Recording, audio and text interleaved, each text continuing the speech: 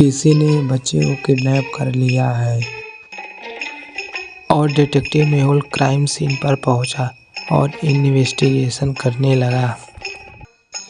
और 3 लोगों पर डाउट हुआ और तीनों से पूछताछ की।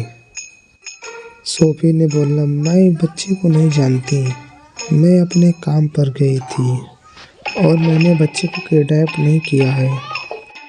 और जूली ने बोला, मैं बच्चे को नहीं जानती, मैंने उसे किडनैप नहीं किया है, मैं आज ही दूसरे शहर से वापस आई हूँ। नेहा ने भी यही बात बोला, मैं बच्चे को नहीं जानती, मैंने उसे किडनैप किया है, मैं तो उसे पहली बार देख रही हूँ।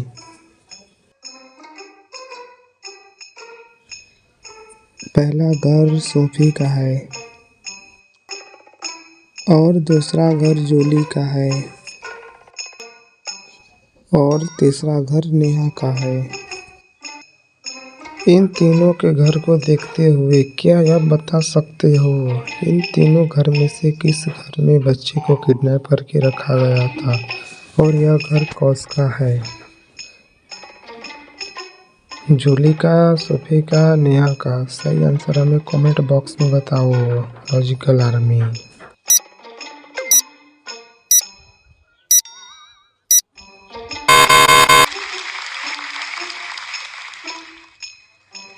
बच्चे को किडनैप नेहा ने की थी। तीसरा घर नेहा का है। नेहा के घर में ध्यान से देखे होगे तो बच्चे का ट्वाइस है, इसलिए पता चलता है कि नेहा ने ही बच्चे को किडनैप किया है और झूठ बोल रही थी। पेपर में एक न्यूज निकली है कि किसी ने आदमी को किडनैप कर रहा है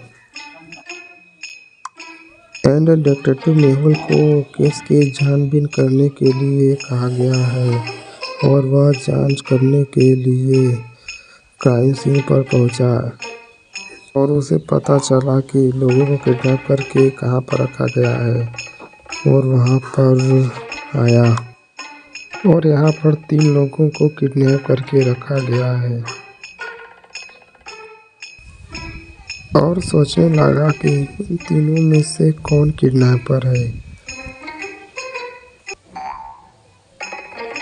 इन तीनों को ध्यान से देखने लगा कि किसने किडनैप किया है और कौन झूठ बोल रहा है और उसे कुछ समझ नहीं आ रहा था। तीनों को ध्यान से देख रहा था खड़ा होकर।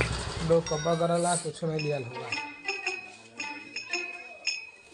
1 2 3 सोचो लॉजिकल आर्मी।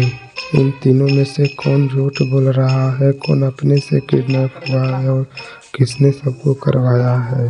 सही आंसर हमें कमेंट बॉक्स में बताओ।